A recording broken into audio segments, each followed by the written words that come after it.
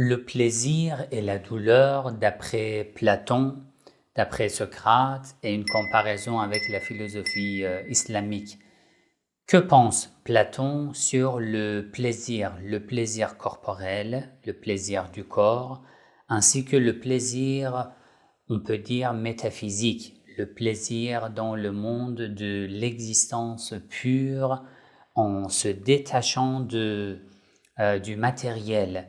Dans cette vidéo, je vais lire les propos, les conversations entre Socrate et ses élèves, les derniers instants de la vie de Socrate, d'après la rédaction de Platon dans son livre Phédon.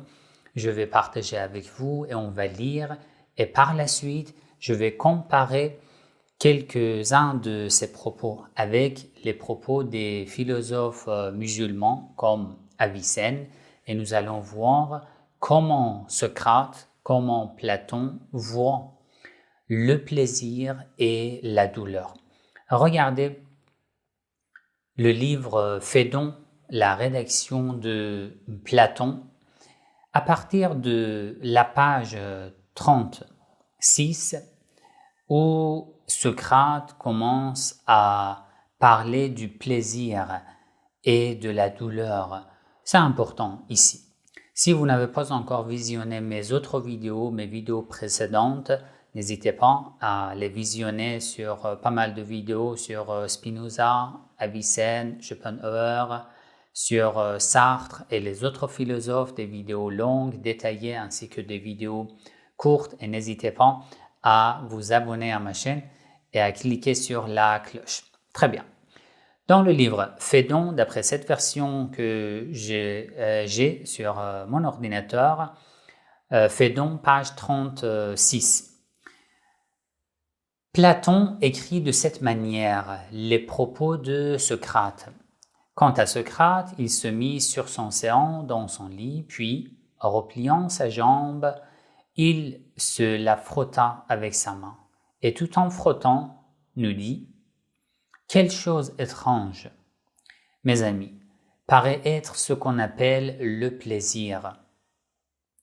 Et quel singulier rapport il a naturellement avec ce qui se passe, avec ce qui passe pour être son contraire, le contraire du plaisir, la douleur. Il refuse ces deux, le plaisir et la douleur, refusent de se rencontrer ensemble chez l'homme. Mais qu'on poursuive l'un et qu'on l'attrape, on est presque toujours contraint d'attraper l'autre aussi, comme si, en dépit de leur dualité, ils étaient attachés à une seule tête.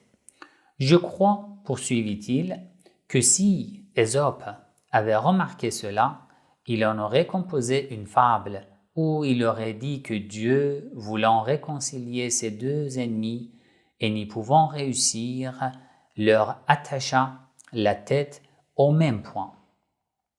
Et que c'est la raison pour laquelle là où l'un se présente, par exemple le plaisir, l'autre y vient à sa suite, la douleur.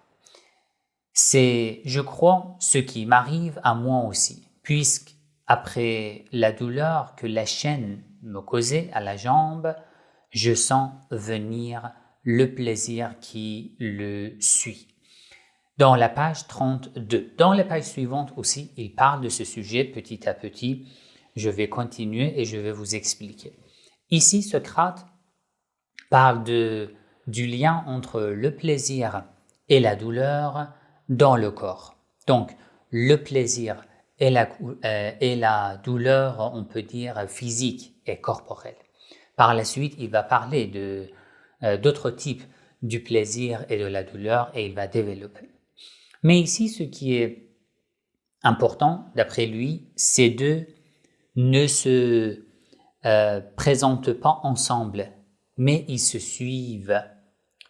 Lorsque l'un se présente, et dès qu'il se disparaît, l'autre se présente. L'autre se réapparaît. C'est le plaisir et la douleur du corps, d'après Socrate.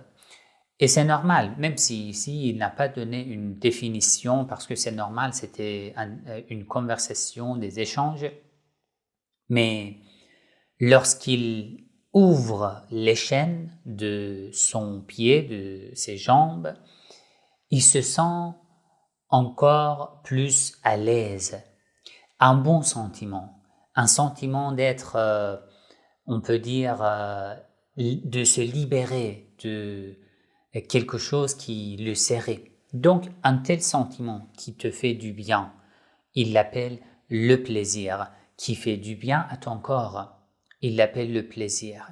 Et les chaînes qui serraient en fait ses jambes causaient la douleur, lui faisaient mal, lui mettaient mal à l'aise, et lui, Socrate, il l'appelle la douleur. Très bien. Dans la page 42, il y a encore beaucoup d'échanges entre Socrate et ses élèves, les derniers instants de sa vie. Mais dans la page 42, ici, il semble bien que le vulgaire ne se doute pas qu'en s'occupant de philosophie comme il convient, on ne fait pas autre chose que de rechercher la mort et l'état qui la suit. S'il en est ainsi, tu reconnaîtras s'il serait absurde de ne poursuivre durant toute sa vie d'autre but que celui-là, et quand la mort se présente, de se rebeller contre une chose qu'on poursuivait et pratiquait depuis longtemps. Son élève lui a demandé concernant la mort, pourquoi un philosophe voit la mort comme un signe de joie. Normalement, un philosophe est un ami de Dieu. D'après lui, d'après son élève, il dit un philosophe est un ami des seigneurs. Un ami des seigneurs doit être présent sur terre afin que les ignorants n'essayent pas à égarer les gens. Donc, la mort empêche un philosophe de faire sa mission, de pratiquer sa mission. Donc, en arrivant au moment de la mort, le philosophe ne doit pas être content. Il demande cette question à Socrate, pourquoi les philosophes cherchent la mort et pourquoi la mort pour les philosophes est un signe de joie. Et ici, Socrate lui répond, il dit, c'est normal. Si tu cherches la vraie philosophie t'enseigne et t'apprend de ne chercher que la mort durant ta vie, tout au long de ta vie. Pourquoi? Parce que en ayant l'expérience de la mort, tu vas voir ce qui va se passer lorsque tu te détaches du matériel, lorsque tu te détaches de ce monde matériel, de ce corps. Et tu vas avoir une nouvelle expérience, une expérience qui va te donner des immenses, en fait, un savoir immense, une vision immense et sans limite. Ensuite, il dit, c'est normal, lorsque je suis la vraie philosophie, tout au long de ma vie, la vraie philosophie m'apprend à chercher la mort. Alors pourquoi à la fin de ma vie, maintenant que je suis en prison et que dans quelques instants, dans quelques minutes ou quelques heures, je ne serai plus vivant, pourquoi je dois être triste? C'est le but que j'ai cherché depuis le début, à partir du moment où j'ai commencé la philosophie. Et maintenant, il n'y a pas de raison pour laquelle je dois avoir peur de la mort. Je n'ai pas peur de la mort. Sur quoi Simmias s'étant mis à rire, son élève. Par Zéos, Socrate, dit-il, tu m'as fait rire, malgré le peu d'envie que j'en avais tout à l'heure de rire. C'est que je suis persuadé que la plupart des gens, s'ils entendaient, croiraient que tu as parfaitement raison de parler ainsi des philosophes et que les gens de chez nous conviendraient avec toi. Et de bon cœur que réellement les philosophes sont déjà morts et qu'on sait fort bien qu'ils n'ont que ce qu'ils méritent. Il a essayé de parler de ce que les gens pensent par rapport aux philosophes et on continue. Et, et il dirait la vérité, Simmias. Socrate continue. Sauf en ceci. Socrate dit les gens ont raison, pas de ceci. Même ils ont raison de dire que les philosophes sont déjà morts. Pas de ceci. Ils ont raison, sauf en ceci. Mais concernant ce passage, je ne suis pas d'accord. Qu'on sait bien, car ils ne savent pas du tout en quel sens les vrais philosophes sont déjà morts. Oui, les philosophes sont morts. Ceux qui sont en vie, ils sont morts. Et les gens aussi peut-être rigolent et disent que les philosophes sont morts. Moi, je suis d'accord en ce qui concerne les lettres, les mots de cette phrase. Mais le sens, d'après moi, est différent. Ils sont morts en quel sens? En quel sens ils méritent de mourir et de quelle mort? Mais parlons entre nous et envoyons promener ces gens-là. Nous croyons, n'est-ce pas, que la mort est quelque chose? Certainement, dit Simmias, qui prit alors la parole. Socrate, est-ce autre chose que la séparation de l'âme avec le corps? Dit Socrate. La mort, c'est quoi? La séparation du corps de son âme. On est mort quand le corps, séparé de l'âme, reste seul à part avec lui-même. Et quand l'âme, séparée du corps, reste seule à part avec elle-même. Le corps et l'âme, les deux sont séparés. La mort n'est pas autre chose que cela, n'est-ce pas? C'est le sens de la mort. Les gens disent que les philosophes sont morts. Ils ne voient pas la mort ainsi. Ils pensent que la mort, c'est quoi? C'est que tout est fini. Alors que pour nous, Socrate dit pour nous, c'est autre chose. C'est la séparation entre mon corps et mon âme. Non, c'est cela, Simmias, dit Simmias. Socrate continue. Vois à présent, mon bon, si tu seras du même avis que moi, ce que je vais dire nous aidera. Je pense à connaître l'objet de notre examen. Te paraît-il qu'il soit d'un philosophe de rechercher ce qu'on appelle les plaisirs comme ceux du manger et du boire? Penses-tu que manger et boire pour un philosophe est considéré comme plaisir? Pas du tout, Socrate, dit Simmias. Son élève lui a répondu, je suis d'accord avec toi. Non, pour un philosophe, manger, boire, ce genre de plaisirs matériels ne sont pas considérés comme vrais plaisirs. Et ceux de l'amour? Et que dis-tu sur l'amour? Nullement, il a répondu. Et les soins du corps, crois-tu que notre philosophe en fera grand cas? Crois-tu qu'ils tiennent à se distinguer par la beauté des habits et des chaussures et par les autres ornements du corps, ou qu'ils dédaignent tout cela, à moins qu'une nécessité pressante ne le contraigne à en faire usage? Que penses-tu? Simmias. Je crois qu'il le dédaigne, dit-il, s'il est véritablement philosophe. Il te paraît donc, Socrate, il te paraît donc, en général, dit Socrate, que l'activité d'un tel homme ne s'applique pas au corps, d'un tel homme, il parle des philosophes, ne s'applique pas au corps, qu'elle s'en écarte au contraire autant que possible et qu'elle se tourne vers l'âme. C'est quoi la responsabilité d'un philosophe?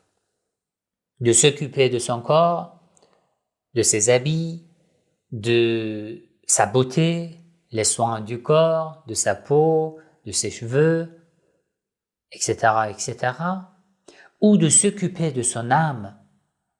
Et il ne prend les plaisirs corporels de ce monde-ci, que lorsqu'il y a une contrainte, lorsqu'il est pressé, lorsqu'il n'a pas d'autre choix. Très bien. Oui, Simmias a répondu oui.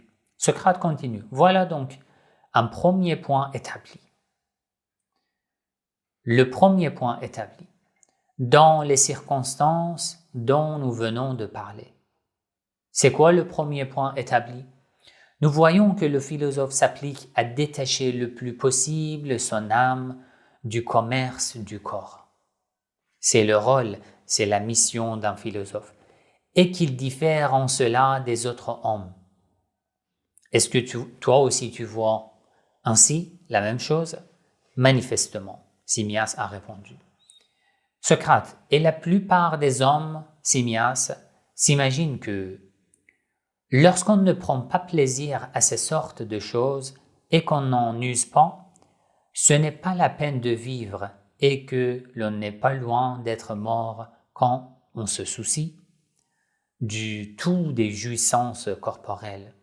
Pour les gens, c'est nul. Il n'y a pas de sens que tu vis, que tu ne profites pas du plaisir de ton corps, des repas, des nourritures avec un goût, on peut dire, merveilleux, des habits, des loisirs et de tout ce qui concerne soit la beauté, soit ton corps, la vie matérielle dans ce monde. Pour les gens, ça n'a pas de valeur, ça n'a pas de sens. Tu es ici pourquoi? Nous vivons quelques années, nous devons en profiter. Pourquoi? Pourquoi je dois m'occuper de mon âme? Je suis là. Vivre ta vie. Profite de ta vie, de ton corps, de toute chose qui te donne la joie, on peut dire, et le plaisir corporel. Voilà, je répète encore, ce n'est pas la peine de vivre d'après ces gens-là, et que l'on n'est pas loin d'être mort si je suis dans ce monde d'après les gens, et que je ne profite pas de ces plaisirs. Il n'y a pas de différence entre moi et ceux qui sont dans les tombes, ceux qui sont morts. Quelle est la différence? Je suis mort déjà. Je ne prends pas de plaisir de la nourriture, des plaisirs, on peut dire sexuels, etc., etc. Tu es mort. Socrate, il dit, bon alors, c'est normal, d'après les gens, les philosophes sont morts. Un philosophe, en ce sens-là, d'après cette définition de Socrate. Rien de plus vrai que ce que tu dis. Simmias a répondu à Socrate. Et quand il s'agit de l'acquisition de la science, le corps est-il, oui ou non, un obstacle si on l'associe à cette recherche? Dis-moi, Simmias, Socrate a dit. Dans ce bas monde, tu veux aller chercher les sciences. L'obstacle le plus important, c'est quoi? C'est le corps. Es-tu d'accord? Je m'explique par exemple. La vue et lui offrent-elles aux hommes quelques certitudes? Ou est-il vrai, comme les poètes nous le chantent sans cesse, que nous n'entendons et nous ne voyons rien exactement? Or, si ces deux, la vue et lui, si ces deux sens corporels ne sont pas exacts ni sûrs, qui ne donnent pas de certitude, les autres auront peine à l'être, car ils sont tous inférieurs à cela. N'est-ce pas, ton avis? Il dit alors, la vue et lui, les deux sensations les plus fortes dans le corps matériel. Il dit, normalement, ces deux ne nous donnent pas assez de certitude, assez de science, parce que ce qui gère tout ça, c'est l'intellect, c'est la raison, elle parle.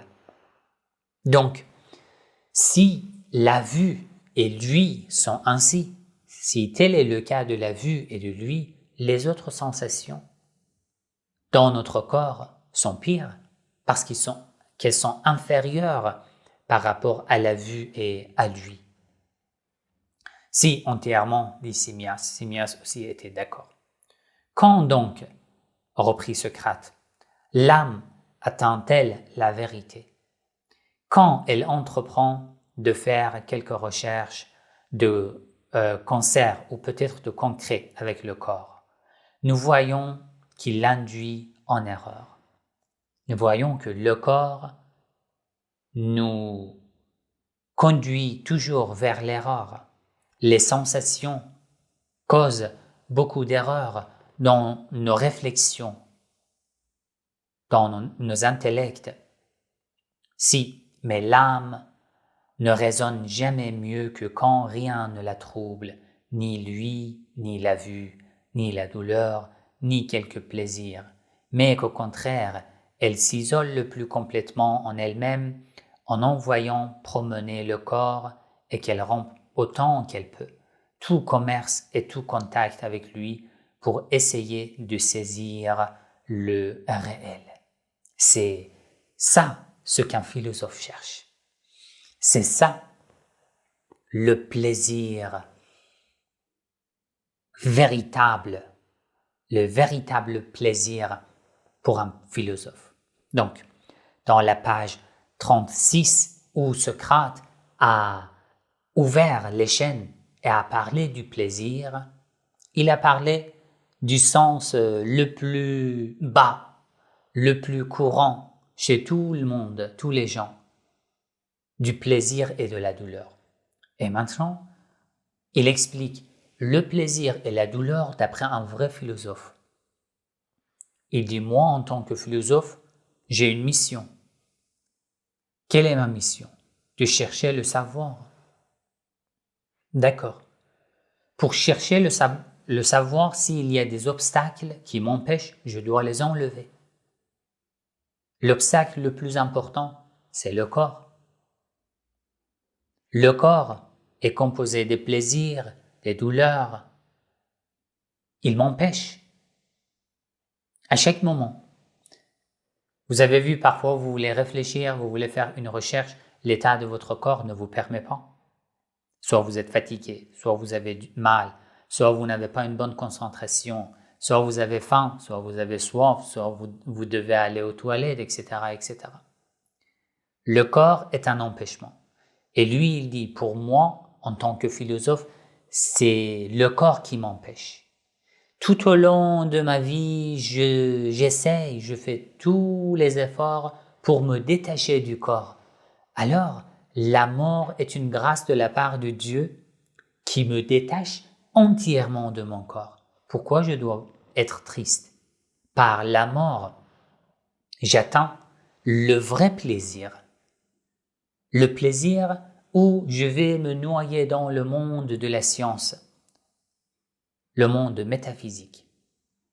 C'est le plaisir et la douleur. Pour un philosophe comme Socrate, comme Platon, parce que, d'après les chercheurs, Phédon fait partie des ouvrages de Platon qui se trouvent dans le deuxième groupe de ses ouvrages. Dans le premier groupe des ouvrages de Platon, nous lisons plus directement les avis de Socrate. Mais dans le deuxième groupe, comme Phédon, même s'il parle des paroles de Socrate, mais d'après les chercheurs, ce sont les propres avis de Platon. En tous les cas, nous parlons de ces idées, de cette pensée, de cette réflexion. Soit c'est Socrate qui a vraiment dit ces paroles, soit c'est Platon. Très bien. C'est juste. Ainsi donc, ici encore, l'âme du philosophe méprise profondément le corps, le fuit et cherche à s'isoler en elle-même. Simmias a dit, il me semble. Et maintenant, Simmias, que dirons-nous de ceci? Admettons-nous qu'il y a quelque chose de juste en soi ou qu'il n'y a rien. Oui, par Zéos, nous l'admettons. Et aussi quelque chose de beau et du bon en atteignant la mort. Sans doute. Or, as-tu déjà vu aucune chose de ce genre avec tes yeux? De ce genre, ce que tu saisis par la mort ou ce que tu saisis en te détachant de ton corps. Est-ce que par tes propres yeux, ils sont visibles? Non. Par lui? Non. Par ta sensation? Non. Jamais. Ce n'est pas visible. Pas du tout, dit-il. Alors, les as-tu saisis par quelques autres sens de ton corps? Et je parle ici de toutes les choses de ce genre, comme la grandeur, la santé, la force, en amont, de l'essence de toutes les autres choses, c'est-à-dire de ce qu'elles sont en elles-mêmes.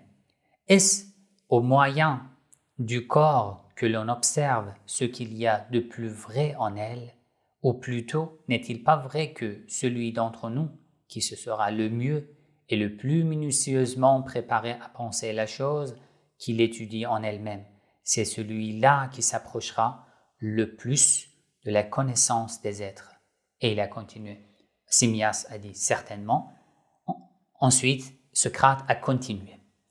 Ce passage, les passages que j'ai lus, nous expliquent parfaitement ce que Platon ou Socrate pensait sur le plaisir, sur la douleur. Dans la philosophie islamique, bien sûr, il y a eu un impact direct des philosophes grecs comme Socrate, comme Platon, comme Aristote, sur les philosophes musulmans. Et les philosophes musulmans ont développé parfaitement. Je veux vous montrer un des ouvrages de Avicenne. Avicenne, vous savez, un philosophe iranien, perse. J'ai déjà publié une vidéo particulière sur la philosophie d'Avicenne. Lui, quelques-uns de ses ouvrages sont en arabe et d'autres sont en persan.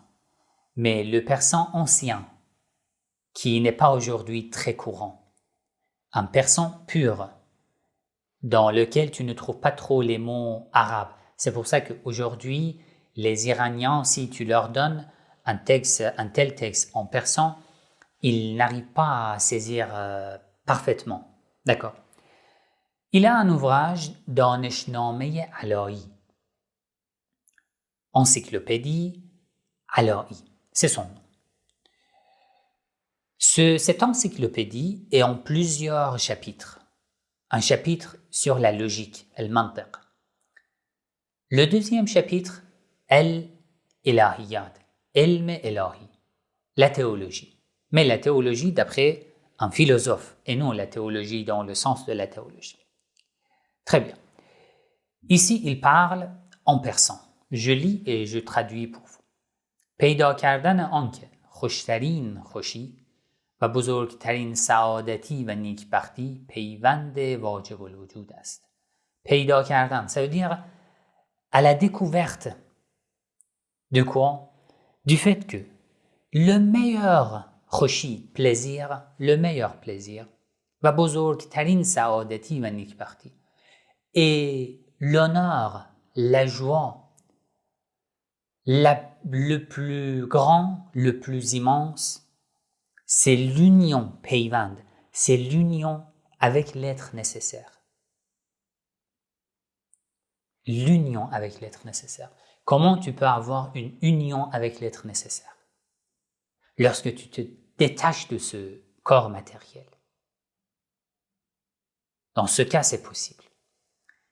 هرچند بیشتر مردم را صورت آن است که چیزهای دیگر خوشتر است. Même si la plupart des gens imaginent qu'il y a des autres choses, il y a d'autres choses qui nous donnent plus de plaisir. Manger, boire, avoir de l'intimité, de beaux habits, etc., etc.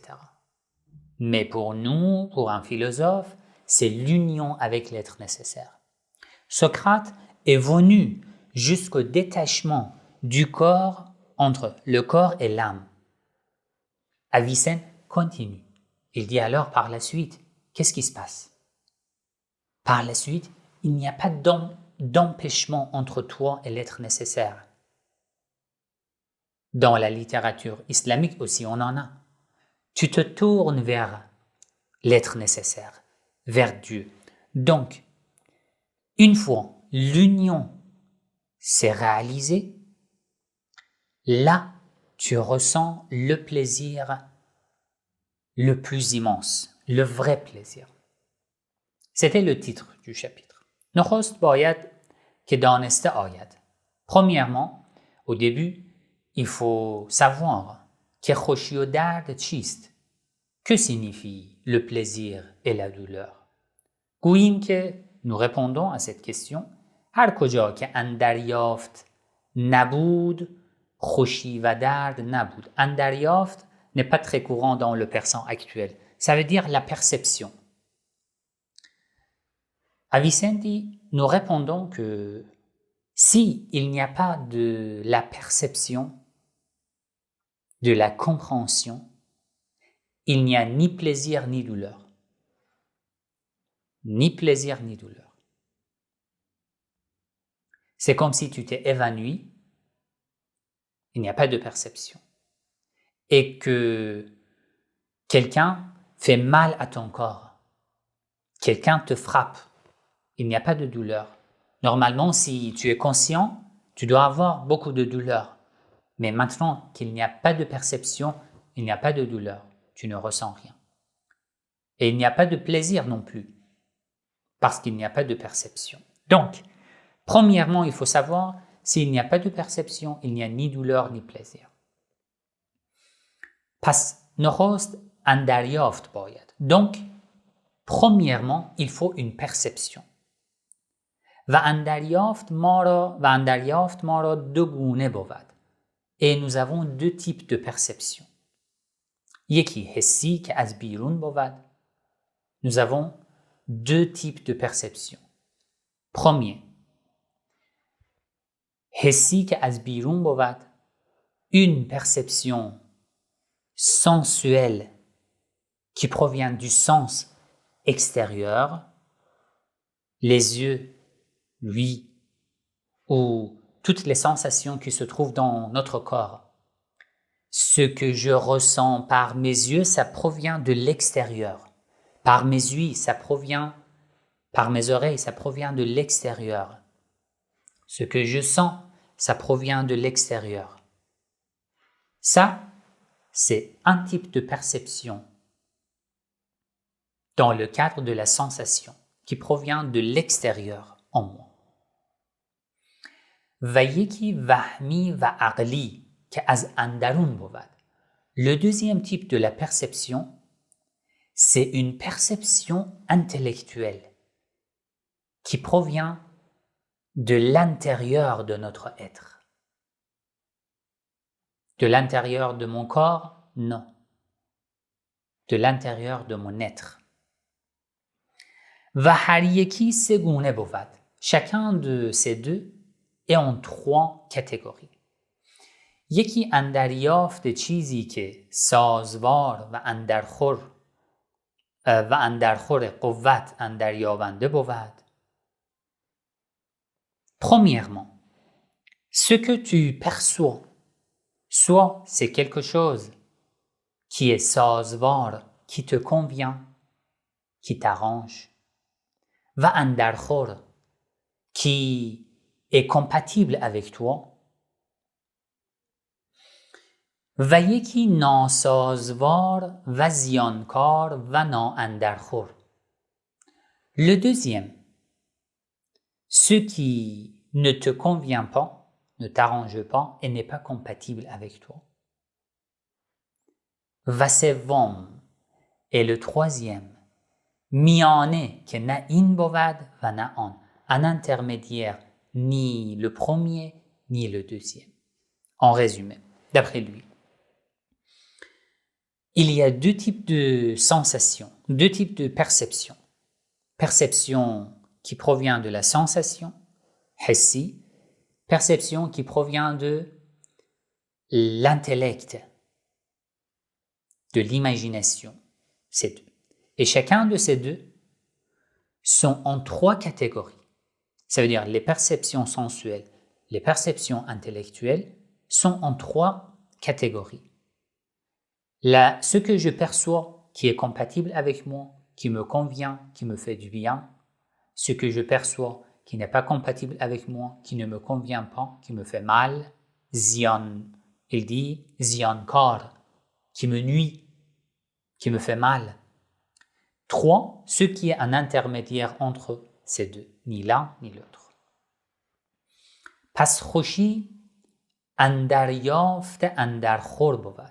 Donc, le plaisir est اندریافت, la perception de ce qui est andarkhor, de ce qui est compatible avec nous.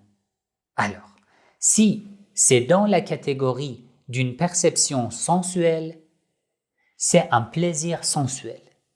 Si c'est une perception qui provient de la perception intellectuelle, c'est un plaisir intellectuel. و درد اندریافت نااندرخور بود. Et la douleur est la perception de ce qui ne te convient pas, soit sensuel, soit intellectuel. و اما اندریافت آنچه نه این بود و نه آن، نه خوشی بود و نه درد. Jusqu'à la fin. Il continue encore, mais je m'arrête par là, parce que dans ce chapitre, je vais faire, à propos de ce chapitre, encore d'autres vidéos. Sur un autre ouvrage de Avicenne, Al-Isharat wa Tanbihat, en arabe, Al-Namat Al-Thamin, 8e chapitre, في البهجة والسعادة, sur la joie et en fait être heureux. Très bien. Ici, je lis quelques-unes de ces paroles. فقد بان أن اللذات الباطنة مستعلية على اللذات الحسية. Il dit, il est sûr que ce que je viens de lire en persan, il y a deux types de plaisir de la douleur, soit sensuel, soit intellectuel. Il dit, il est certainement évident que le plaisir intellectuel est plus fort que le plaisir sensuel et corporel. وَلَيْسَ ذَلِكَ فِي الْعَاقِلِ فَقَطْ. Et ce n'est pas seulement en quelqu'un qui est intellectuel, un vrai philosophe. Non. بل وفي العجم من الحيوانات. Même chez les animaux, c'est pareil. Il donne un exemple. Regardez un chien de chasse qui a faim, qui a quelque chose à manger, mais il a trouvé un animal à chasser.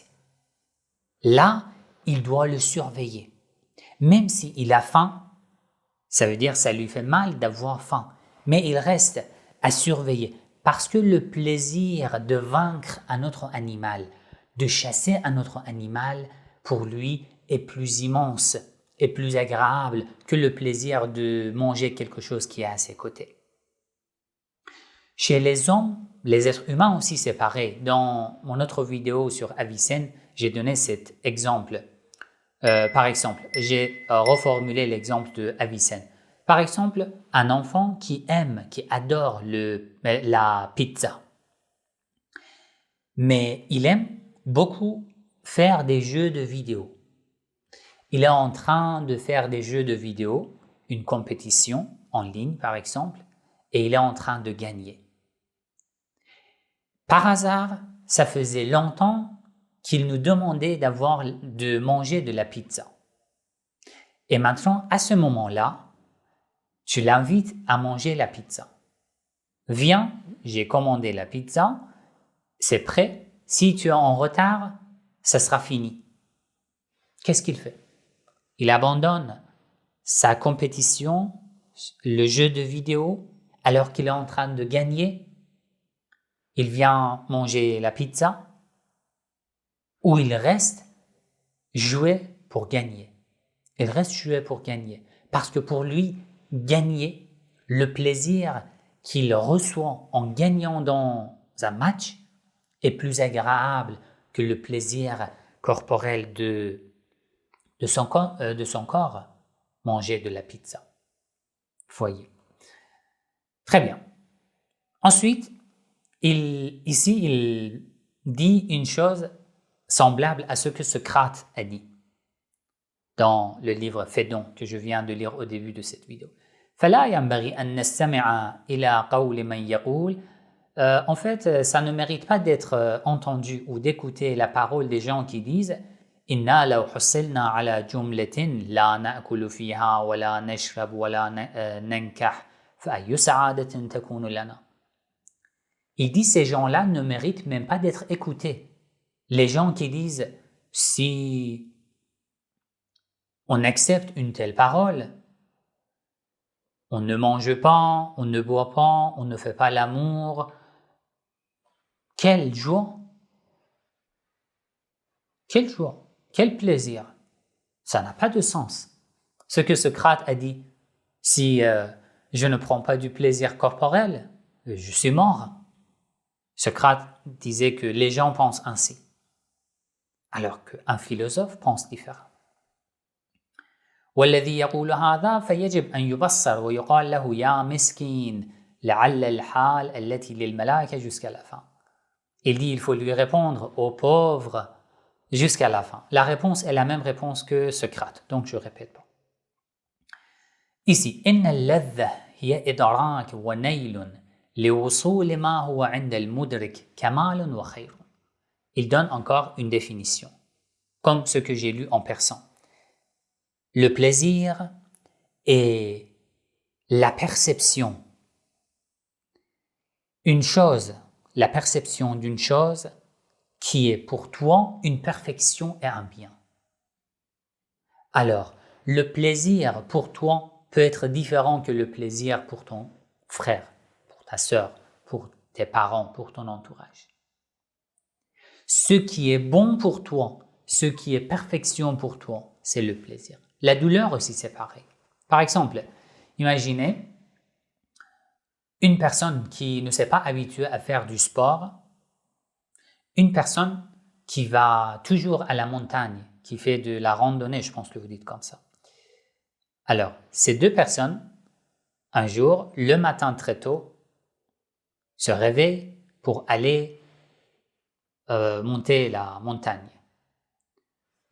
Celle qui s'est habituée à aller toujours aux montagnes, dans la nature, pour lui, pour une telle personne, c'est un plaisir.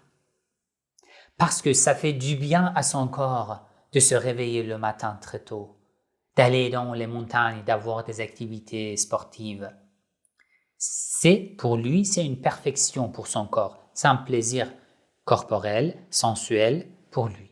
Mais pour la deuxième personne, se réveiller le matin, c'est comme une punition. Faire une activité sportive, c'est une punition. Aller dans la montagne, c'est une punition. Pour lui, c'est une douleur. Pour lui, ce n'est pas une perfection. Très bien. Alors, par la suite, ce que je veux lire ici, j'avais choisi beaucoup de paroles de Avicenne, mais je préfère juste lire quelques passages. Ici, il y a des paroles semblables à celles de Socrate ou de Platon. كل مستلذ به فهو سبب كمال يحصل للمدرك. Tout ce qui te donne du plaisir est un moyen de la perfection dans ta perception. Et pour toi, c'est le plaisir. Ou pour toi, le contraire, c'est la douleur. Très bien. ثم لا نشك في أن الكمالات وإدراكاتها متفاوتة. Les perfections et les perceptions du plaisir et de la douleur sont différentes. فكمال الشهوة, par exemple pour le plaisir charnel, sa perfection c'est quoi? C'est d'atteindre par exemple l'orgasme. La perfection du moment où tu veux manger un plat que tu adores, c'est le moment où tu l'as avalé et que tu as senti son goût. C'est sa perfection et c'est son plaisir. Mais pour quelqu'un qui est intellectuel, pour un philosophe, la perfection d'une perception intellectuelle, un plaisir intellectuel, c'est quoi? وكمال الجوهر العاقل أن تتمثل فيه جلية الحق الأول. Ce qu'il a dit en persan. Ici, dans دانشنامه علایی, il a dit پیوند واجب الوجود. l'union avec l'être nécessaire. Et ici, sur Al-Isharat, il dit la perfection pour la substance intellectuelle, c'est quoi? أن تتمثل فيه جلية الحق الأول.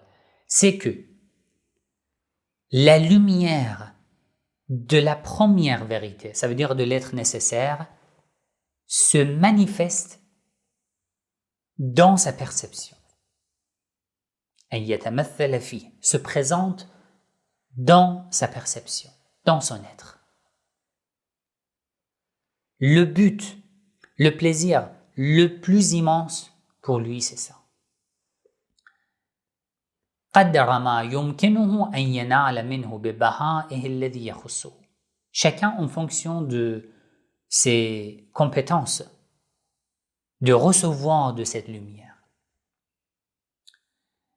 على ثم يتمثل فيه الوجود كله على ما هو عليه مجردا عن الشوب.